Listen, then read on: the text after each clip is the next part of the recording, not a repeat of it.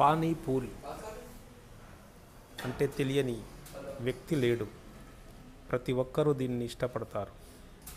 పానీపూరి బండ్ల దగ్గర ఎంతోమంది నిలబడి 1, 2, 3 అనుకుంటా పానీలో పూరి ముంచుకొని ఇస్తుంటే నోట్లో వేసుకొని తింటూ ఎంజాయ్ చేస్తుంటారు.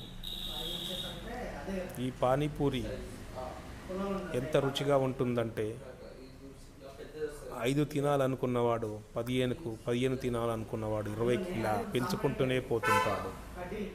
అలాంటి రుచి అందిస్తుంది.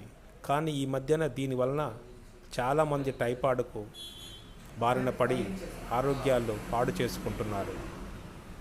ఇది ప్రేగులో మంట కూడా వస్తుంది. ఈ పానీపూరిని కొన్ని రోజులు తినకపోవటమే చాలా మంచిది. ఎందుకంటే దీనివలన టైఫాయిడ్ కేసులు రోజు రోజుకు పెరిగిపోతున్నాయి.